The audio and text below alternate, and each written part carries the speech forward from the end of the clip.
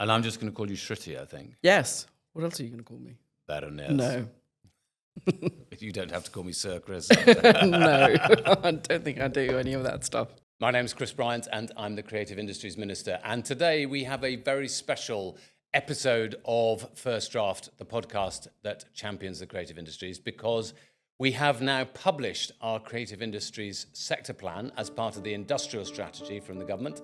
And I'll be talking to Shriti Vadera, who's been absolutely central to putting that together. My name's Chris Bryant, I'm the Minister for the Creative Industries, and this is First Draft, the podcast that seeks to champion the creative industries. And I'm absolutely delighted today to have Shriti Vadera with me for lots of different reasons, but this is a very special edition of First Draft because Shriti has been involved in developing our creative industries plan, which is sector plan, which is published now and out as part of the industrial strategy. We're going to come on to that in a moment. Hence, we've got a slightly different logo this time. We're being very governmental.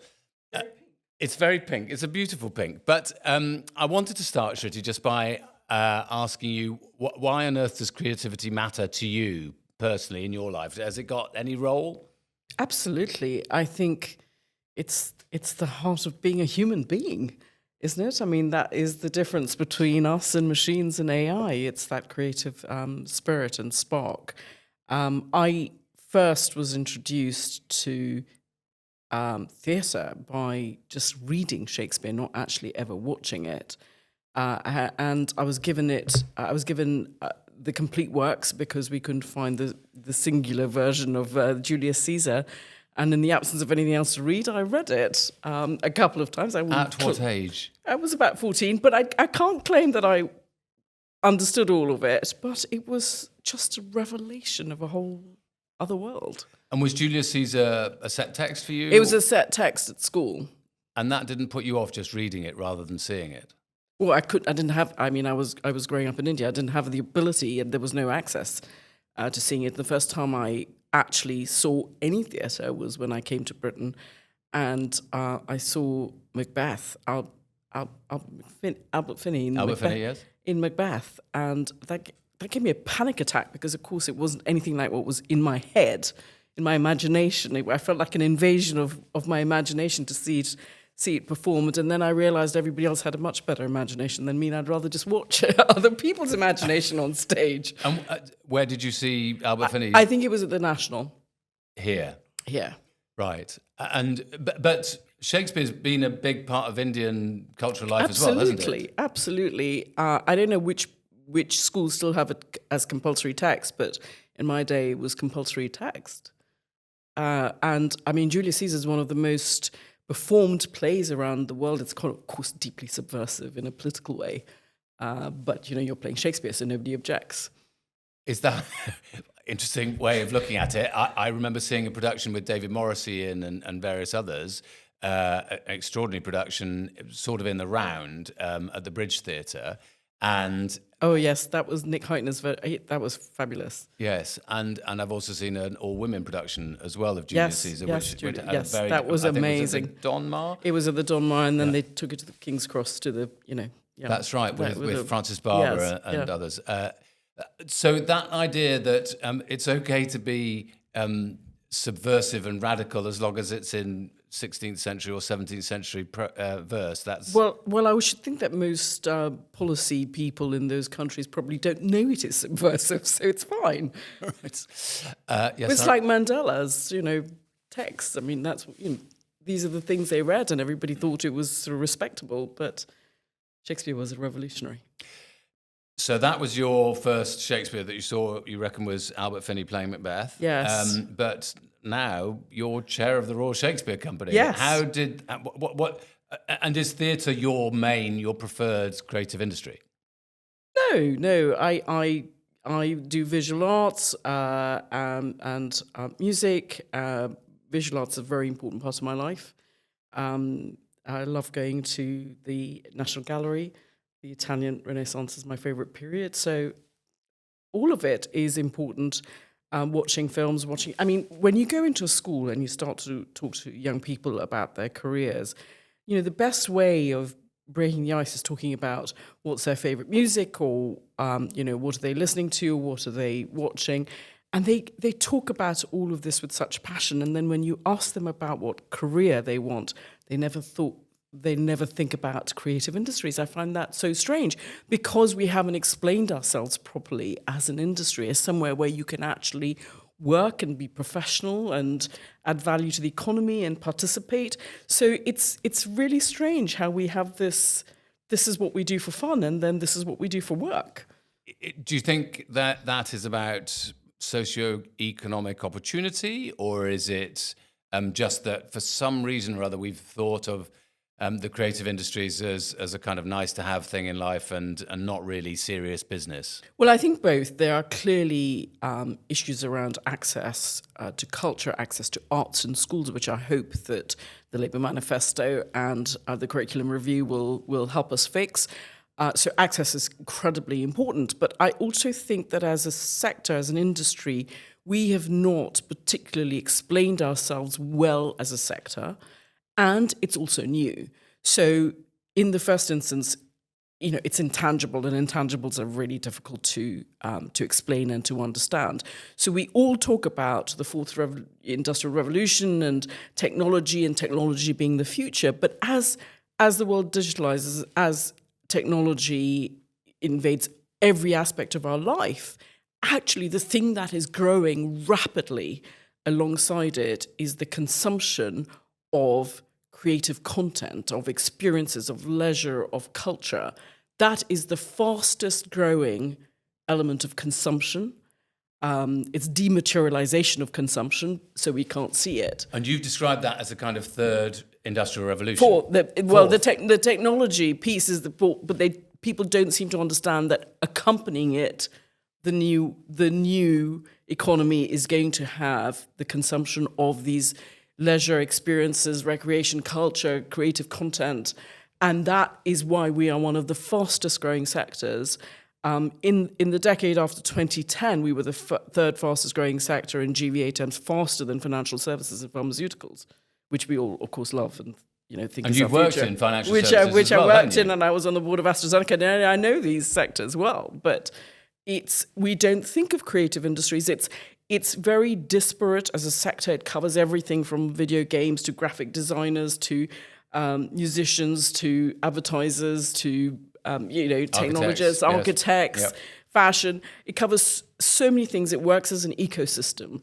If you are in video games, you're going to recruit a musician to help you, and if you're in film, then of course you need to work with theatre and designers and actors and designers, and there's no part of the economy of manufacturing in the UK that doesn't require a designer. Yes, we have I think 2.4 million people who work in creative industries, but we have almost as many who are embedded creatives in non-creative industries. They are everywhere. And they're a really important part of the economy. But we're diverse. We work as an ecosystem. We are made up very significantly and disproportionately of small businesses and micro businesses. Only 7% of the sector actually employs more than 10 people. It's a mixed economy. We have public funded, Yes. which, as you know, is incredibly important. And I hope DCMS will recognise that. We're on the case. We've got some things to announce a bit later in the year. Good. So it's mixed, so that makes it difficult. It's intangible. That makes it, we don't measure it well. We don't have a standard industrial classification for creative industries, unlike all the other priority sectors. So the ONS doesn't have a single classification for it. It's DCMS that puts all of the numbers together, and you know how it works about valuing what you measure. And I remember at the first meeting of the Creative Industries Task Force, which was charged with putting together this, the sector plan, this was one of the things that you were very keen to push, that we needed to get reliable statistics. Yes, absolutely. We value what we measure, and if we don't measure ourselves properly, then people won't understand the value that we create. And it has an impact on the simplest things. Access to finance.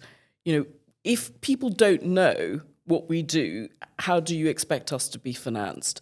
It's simpler these days to get finance for a sofa than it is for revenue generating IP.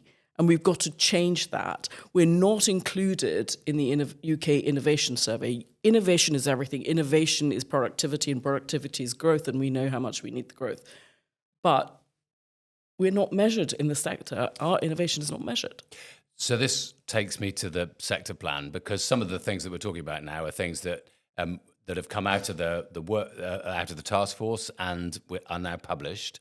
I would argue that right at the heart of that is this issue around access to finance, and the relationship with the British Business Bank, making and with R&D.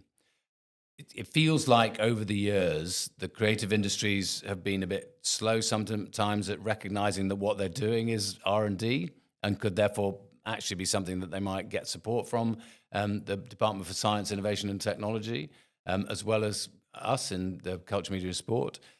That's part of the plan, isn't it? It is. I mean, the sector, yes, as you say, could recognise that more, but I think the government could recognise that more too. And so the British Business Bank, for the first time, saying this is an important sector, we will get some skills internally to understand how to invest and lend to the sector is really important, and have some form of allocation for it. That will really make a dramatic difference. And for me, what's important is that we learn from their experiences of how the sector is responding, what are the remaining barriers, and then we keep it as a live exercise so that we continue to learn from it. And the other element, of course, is increasing the level of funding from UKRI.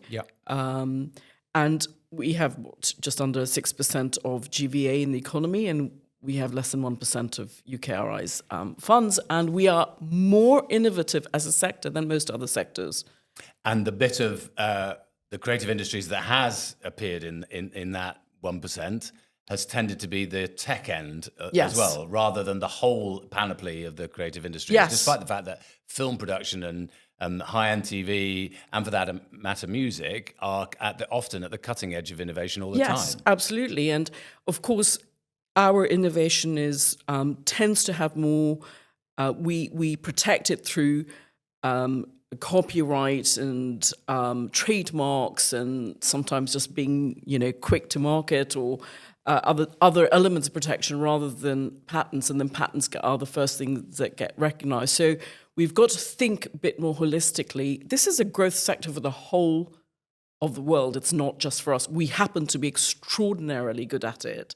Starting from Shakespeare, but down from to the 60s, pop decades, and we have just historically been good at it. We have had these extraordinary interventions. The BBC, is and its impact on pull factor on production, or the film tax credit. We have had these interventions that have created the sector, but we are really competing now globally. Everybody's onto it. Everybody knows, and they're pumping money into it. Now, you mentioned the BBC there, and I'm conscious that some people might look at the sector plan and go, well, there's some holes here, or there's some bits that need another pillar. The BBC is one. We haven't done the charter review yet. Yes. That's a process that's going to be starting later on in the year. But the BBC and the whole, I would argue, of public service broadcasting is essential to the process of making sure that we continue to produce TV programs and films that work for a British audience, as well as being able to sell elsewhere. There are other bits that aren't specifically in here, like this isn't a program around investment in theatre in the RSC, for instance. No.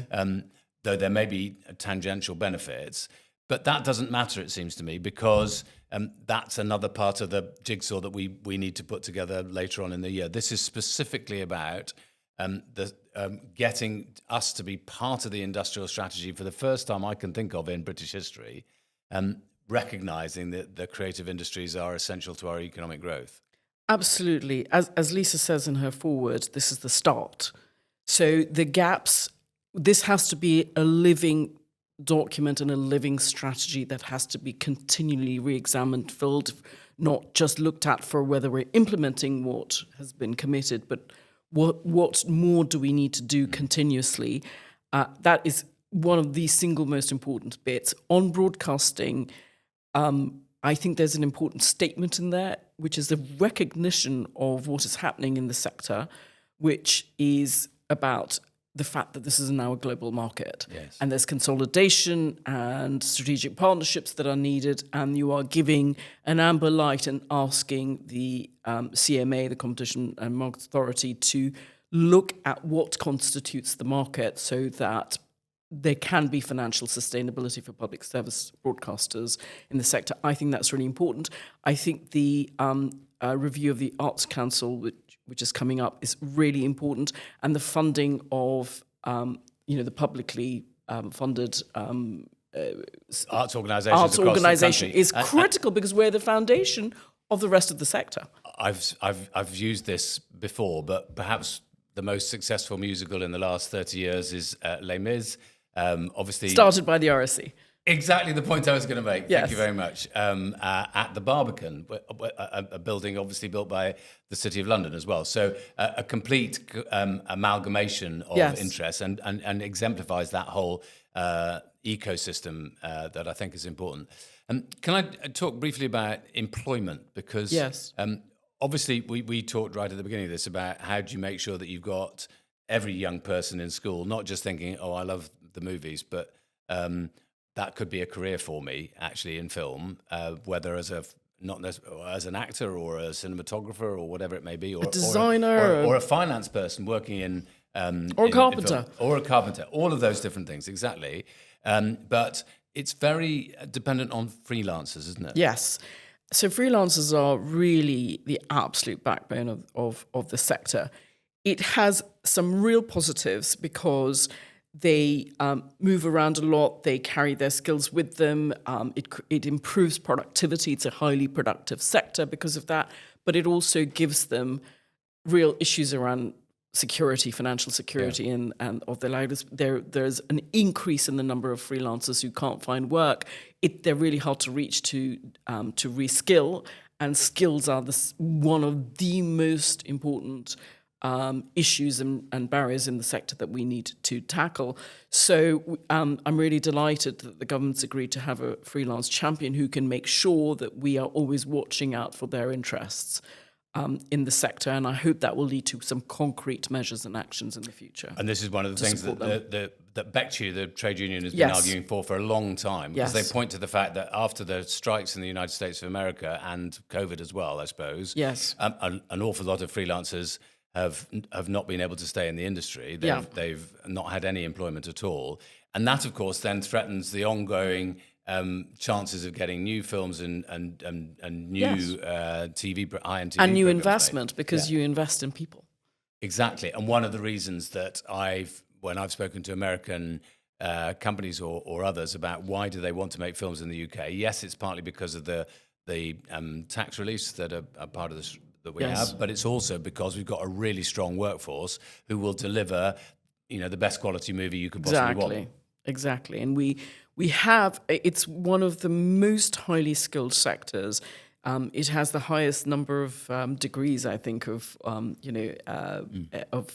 any significant sector, I think, other than sort of academia and sort of an R&D. So we do need that skill set, and I really hope that some of the commitments made around that it's another area for development, shall I say, in the coming year or two, that we can convert that into some concrete measures that have some active support.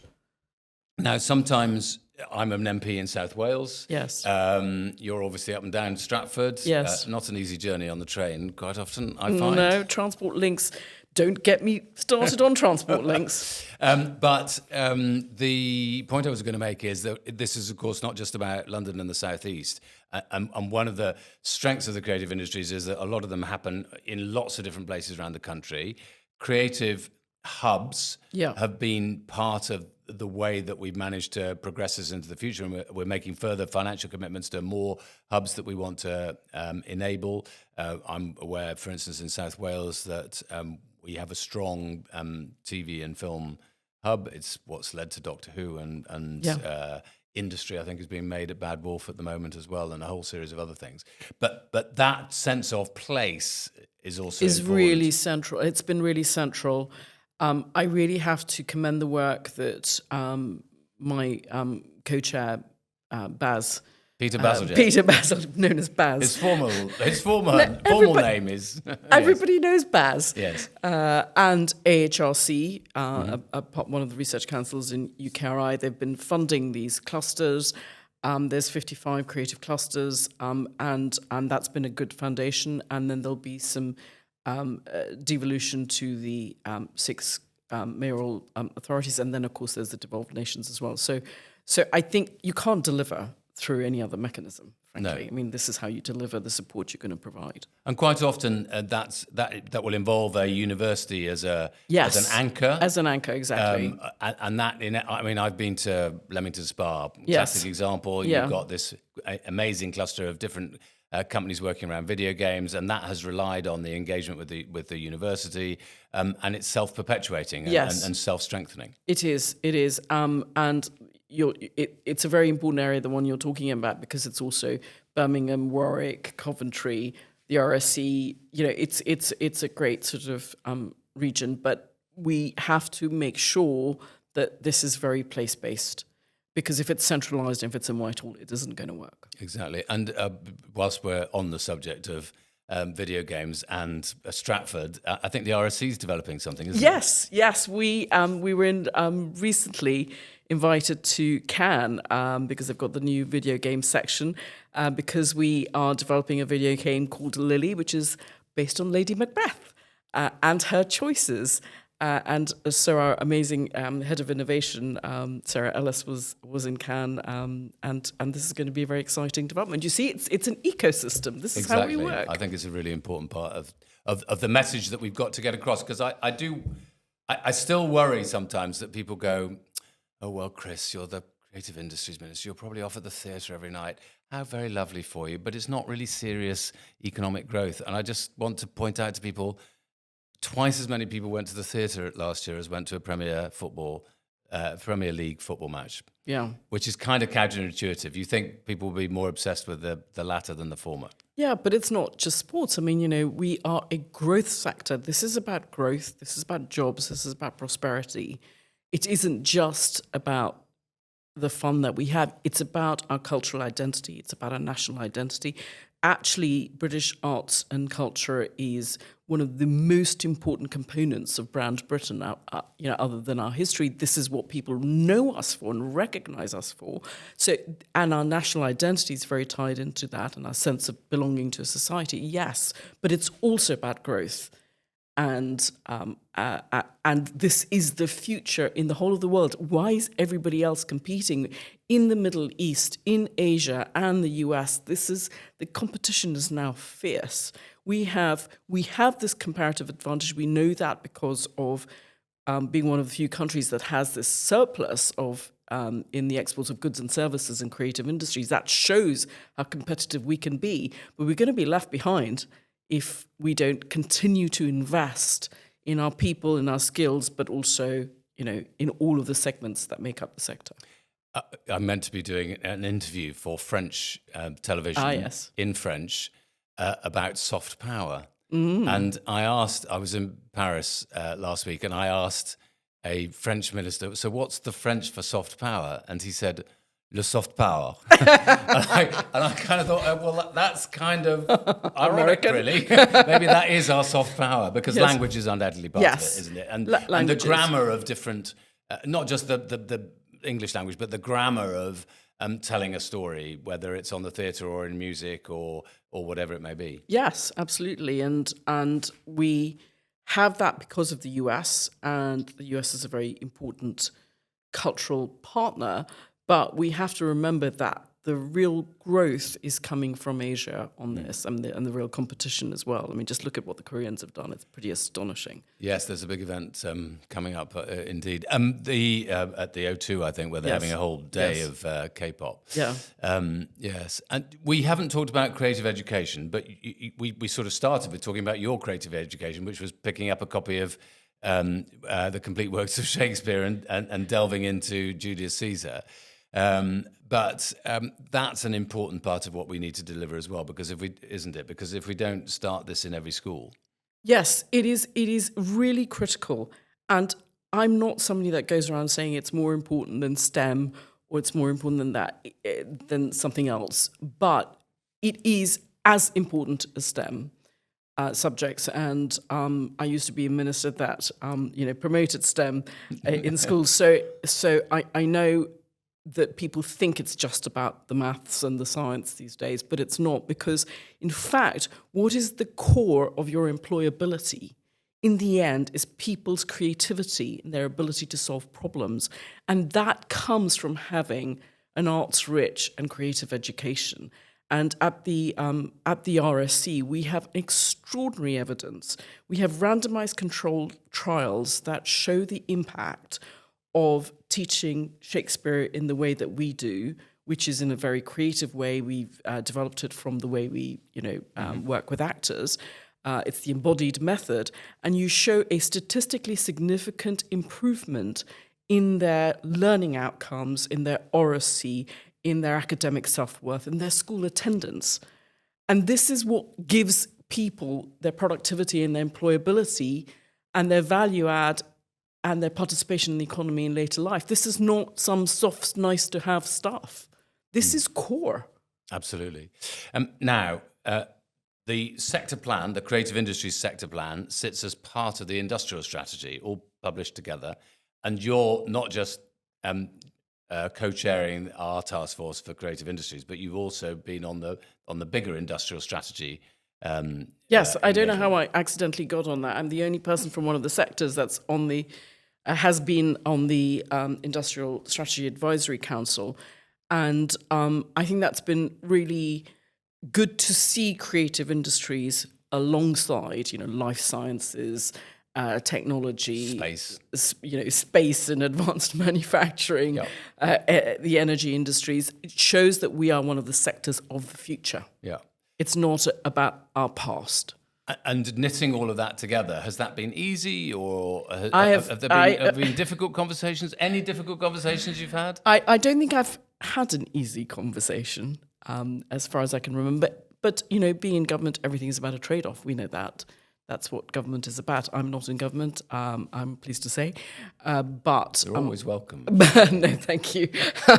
But my memory is that everything is a trade-off. So it has been difficult. I think the spending review has made it an extremely difficult set of discussions, because everything needs investment. So we're going to have to rely on the private sector as well in pulling through. But I do feel that there are some things that only the public sector can do, and they're the foundational things around education and around primary research, etc. One of the things, Chris, we haven't talked about is CreaTech, which is a new, exciting... Go on, yes. It's just that it's having this recognised in the sector plan, yes, and recognised in the industrial strategy overall, because you were talking about the whole of the industrial strategy, and it's the relationship between creative industries and technology is this sort of new frontier. And we have to recognise that it's different, but we also have to recognise how it has this enormous spillover effect into the whole of the rest of the economy. And we're using video games for mental health provision, or in defence, for example. Indeed. And finding solutions is what creative industries is about. We are problem solvers. And that is going to be the most important part of our future, because when so much can be done by AI, we're going to have to find what it is that we do that is unique as human beings. And I was going to come on to AI as well. Yes. I mean, we probably won't be able to solve the grand debate over AI and copyright here today, but... Well, I would solve it, but I suspect you wouldn't be able to agree. Well, we might be able to solve it together. Who knows? It's interesting. I've talked to people in other countries as well, including those in the European Union, who have legislation already in place, and it isn't quite working for anybody. Nope. So the search for a solution goes on. But the bit I was going to talk about is a lot of creative content is also data. Yes. And I don't know whether it's your perception, but I worry that often the creative industries have somewhat undervalued that data, and it's ended up going out the door for free. Or it's been allowed to go out of the door for free from, scraping. Either from scraping or because people have simply given it away. That they put it online and it's not been behind a paywall of any kind. Or I just wonder whether there's a way of people realizing the value of their data better, and because that's one of the ideas in the plan, isn't it? Yes. So one of the ideas in the plan is the creation of something called the Creative Exchange, which is like a marketplace. So you create a technical platform that can house safely all forms of creative content, and that could be, artifacts to film, to music, to theatre, to costumes, or whatever it might be. And you have a front-end facilitation that enables people to license it or buy it, or, and of course sell it, because that's the decision of the owner of the asset to whether they want to license or sell it, and in different ways. And it changes the balance of power, the asymmetry of power that sometimes exists between a freelance population of musicians or performing artists or some, other people in the sector who can't then go around negotiating with Meta about how their material is going to be used. But if you have aggregation, if you have benchmarking, if you have some facilitation in the front end, then you can get a better commercialization of what you own. It needs the protection of your copyright or your material or your content to start with, and then it needs this financialization, and then it could actually create new revenue streams for content creators, and it gives them control. There is a lot of work. Sol Klein is somebody who's been involved in this notion and also in the valuation work. In the end, of course, the value will be what people are prepared to pay and people are prepared to sell at and prepared to buy for. But I hope that this will open up new revenue sources and will ensure that the creative sector understands it has value and it creates value, and that other people will understand that more as well. So I've always wanted to see more licensing of content, and sometimes that might be done by individuals, but more often it's more like it's going to be done by through larger licensing agreements, just as artists do all their licensing through DAX for the artist resale right and things like that. Yes, you do need degrees of aggregation. I mean, that's why you have publishing houses, or that's why you have music companies. So you need people who know how to sort of curate, sell, benchmark, understand, value, negotiate. And that is what we're trying to do for the whole sector. And of course, it's really hard because it's full of SMEs and micro businesses and freelancers. Well, but interestingly, so with my completely different hat on as the DCIT Minister for Data, we're looking at whether we don't need to create a data exchange like a marketplace as well, because lots of ordinary businesses don't realize the value of their data. They don't aggregate it in a way that might be usable. And sometimes there's lots of public sector data as well, which is sitting around not being realized. And of course, you have to put guardrails around it for anonymization and all sorts of different things. But there isn't an existing marketplace for data in the UK. And so that's another area. I know. I really hope you do that. I believe very strongly in the value of data and content.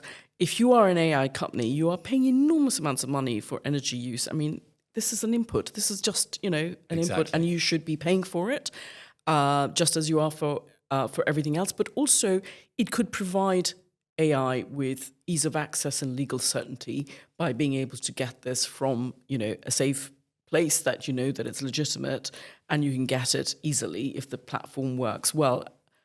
I think that the industrial strategy will be trying to change the policy that I think is as old as 2012, pre-AI, that essentially government licenses everything that it owns in data terms for free. The world has changed. You need to change that, and you need to have a framework that says there are some things that could be free because it really generates innovation, and there's some things that you can charge for, and sometimes you can charge for it for a short time or a longer period of time. So you need to have a more rigorous analytical framework that understands something that Britain has by accident through its history, through the creation of the NHS, which is an aggregation in of itself. we have 102 years worth of BBC content. Yes. We have some amongst the best longitudinal data on across many sectors in the world, and we're giving it away. Interestingly, I was talking to somebody who's working with film producers, British film producers, around writing screenplays using AI. Yes. Because there are bits of screenplay that you could write. He said to me, the trouble is we've not managed to get AI to work out how to do dramatic irony yet. And there's not much drama without dramatic irony. No. Which is ironic in itself, perhaps. I think AI will develop. Right now, AI is just large language models. I think it could get more targeted. Much more. And I think that we could be in the forefront of it. I don't think creative industries should worry about being extinguished by AI. They should understand they will change and use and adopt AI for their own purposes to make them better and more creative. But in the end, AI goes to a statistical consensus. I mean, that is how AI works. If you want to push the boundaries forward, then you have to have human beings. And so if there had been an AI model I read the other day, it made me laugh that if there'd been an AI model at Galileo's time, the world... I would have said the world's flat, right? Yes, I mean, it needed somebody else to say, no, hold on a second. Well, and if you keep on putting dodgy data in, you end up with dodgy data coming out the other end. So we shouldn't be fearing it. We should be adopting it. But that requires the policy framework to be very clear about the protection of this content. Yeah. Right. So I think we've explored nearly all the things that are in the plan, but it's definitely worth reading. It's available online. Yes. I hope everybody will have a look. And as you say, Lisa, as Secretary of State, has been absolutely clear that this is part of the work that we're doing. Yes. It's not the sum total of everything that we're doing in relation to culture and creative industries, but this is a part of specifying that we are part of our industrial and our economic future. And we need to enable us to be the best place to do all of these businesses in the world. This is the part where we do some quite kind of quick to and fro questions. So, because you may have questions for me as well, yes. But I get to start. Okay. So my question would be to you. If you had to choose a book that you've read in the last 10 years that has been really significant to you, what would that be? I think it would be Willful Blindness by Margaret Heffernan. I would not have read this book other than being a judge on the Financial Times Business Book of the Year Award, longest serving judge, now 15 years. And this is a book about how we become blind to the obvious things that are staring us in the face because of groupthink. It's a natural human instinct. And perhaps if we'd been more aware of it, we might have prevented the financial crisis. Your go? How about your favourite play? My favourite play is Cyrano de Bergerac by Edmond Rostand. I have a sneaking suspicion. We are about to do Cyrano with Adrian Lester. I didn't know that, I'm afraid. Anyway, yes, brilliant. I love it. So we'll see you in Stratford. 100%. One of my favourite, this moment at the end of the play always makes me cry when he sort of, it becomes obvious that he is the person who's been reciting all these poems all this time. But what I love is, and this is really showy-offy, Chris Bryant, irritating person, is that the final word in French is mon panache. And panache means, obviously, panache as we understand it, but it also means the feather in his cap. Yes. My favourite play is Hamlet. And how many Hamlets have you seen? I don't know, maybe about 25. Yeah. But we have at the RSC 3 versions of Hamlet that we have done in this season. Oh, yes, because you've had Hail to the Chief. Yes, we've got Hail to the Hamlet, Hail to the Thief, Sorry, yes. Which is a mashup of Radiohead and Hamlet. And I saw this morning that the New Statesman has described it as a brilliantly rendered sacrilege, which I think is a wonderful compliment. And then we had Rupert Gould's Hamlet, which was fabulous. on the Titanic, Yes, and I the remember. stage goes to 45 degrees, and then everybody slides into their watery grave. Yes, well, fell into the audience is what it looked like. Yes, It was magnificent. fantastic, and And then it also he crafted it so that it felt as if every time he was saying the words as if they'd never been said by anybody before. That was the thing that, for the first time, you understand Hamlet's hesitation because he's thinking aloud, and you're not actually ever sure whether Hamlet has gone mad or is pretending to go mad. And that youth and uncertainty comes through because otherwise, of course, Hamlet with some strong macho guy striding along the stage is just inexplicable otherwise. What's the most irritating thing in an audience? Phone ringing. Ringing? Yes. I've not known ringing. Oh, somebody's phone ringing. I've not known it happen in the theatre. Really? I've never known that happen in the theatre. I've known people looking at their mobile phones, which drives me insane. Because the lights show up, Yes. and that's really annoying. And they seem to be irritated if you tap them on the shoulder. Yes. No, I've actually had phone ringing, which is shocking. And your favourite book? My favourite book of all time, I think, is a book called it's 100 Years of Solitude. Oh, yes. Partly because I love the moment when the priest decides that he needs to raise money for the parish church, so he decides to fly around on a magic carpet, just like that. Fair enough. Because I love that kind of interweaving of realism and magic, Yes. and which is very specifically Latin. It's a very American, I Latin suppose, yeah. culture. I read fiction. Right. Because there's enough non-fiction in my life. There's enough dramatic non-fiction in my life without any, and so fiction I like. And also, I think the advantage of fiction is that it gives you an opportunity to walk in somebody else's shoes. Yes. In an extraordinary way. So if you read a book about a migrant to the UK, Right. that's a novel, then you have a much greater understanding than reading 25 reports from the Home Office about it. Yes, I wouldn't envy the 25 reports from the Home Office. I like reading non-fiction because it helps you join the dots in the world. So it helps me chair a company of actuaries and a company of actors, and it helps understand the geopolitics and the economics, and then bringing the economics into creative industries. So I like the joining of the dots that reading lots of non-fiction allows you to do, to understand the world. And then your inner life and your inner understanding, I guess, is, for me, through theatre and art. Final question for me. Favourite painting that you either own or you have seen in a gallery? Own. I mean, my goodness. This is where you reveal that you own several Titians. And I should be so lucky. My favourite pair of paintings are by Caravaggio in Santa Maria del Popolo. It's St. Paul and St. Peter. Right. And what I love about Caravaggio is the realism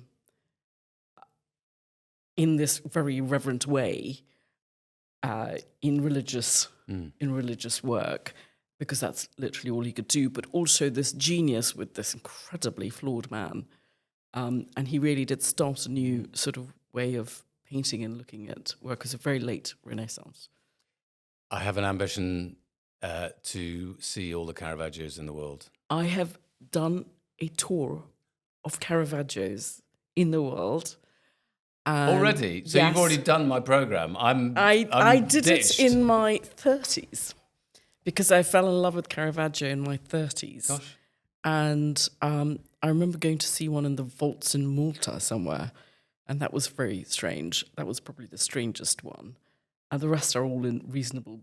There's some in Sicily, aren't there? Yes. And there's one, or maybe two, stolen by the Russians from a Yes. flak tower in Berlin in 1945 and so on. Most of them are in museums that are reasonably accessible, but he was extraordinary.